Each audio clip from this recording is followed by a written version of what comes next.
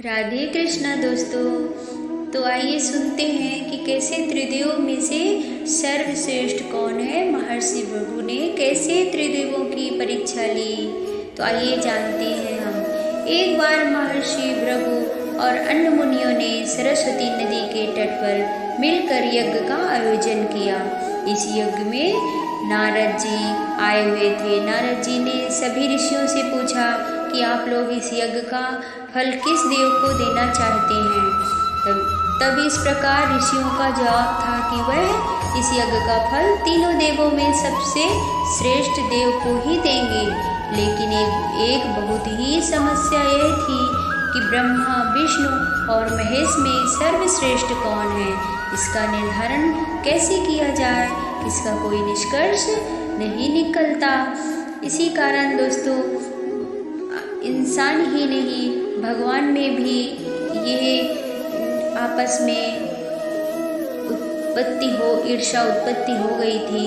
तो इस समस्या की ब्रह्मा, विष्णु और महेश सर्वश्रेष्ठ कौन है, इसका निर्धारण कैसे किया जाए, इसका कोई निष्कर्ष निकलता देख ऋषि मुनियों ने त्रिदेवों की परीक्षा लेने का निश्चय किया और ब्रह्मा जी के मानस पुत्र महर्षि भृगु को इस कार्य के लिए नियुक्त किया गया।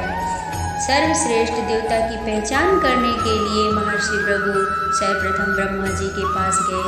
उन्होंने ब्रह्मा जी को न तो प्रणाम किया और न ही उनकी स्तुति की।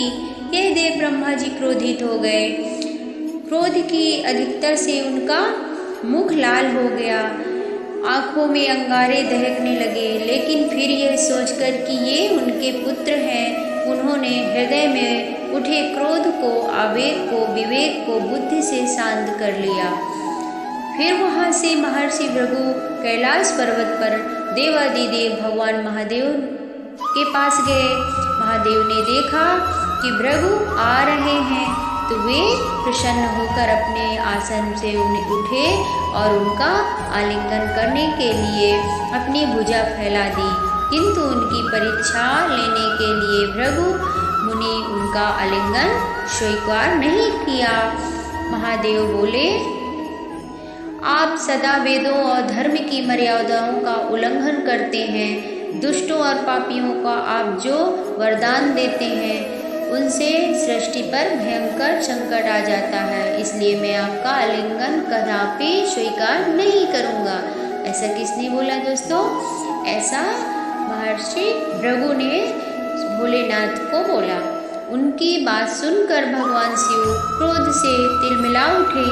उन्होंने जैसे ही त्रिशूल उठाकर उन्हें मारना चाहा, वैसे ही भगवती ने बहुत अनुनय विनय कर किसी प्रकार से उनका क्रोध शांत किया। फिर इसके बाद भृगु मुनि विष्णु के लोक वैकुंठ लोक गए। कुछ समय भगवान श्री हरि देवी लक्ष्मी के साथ क्षीर सागर में विश्राम कर रहे थे। भृगु ने जाते ही भगवान विष्णु के छाती पर लात मारी। भक्त वत्सल भगवान विष्णु शीघ्र ही अपने आसन से उठ खड़े हुए और उन्हें प्रणाम करके उनके चरण सहलाते हुए बोले, भगवान आपके पाँव में कहीं चोट तो नहीं लगी?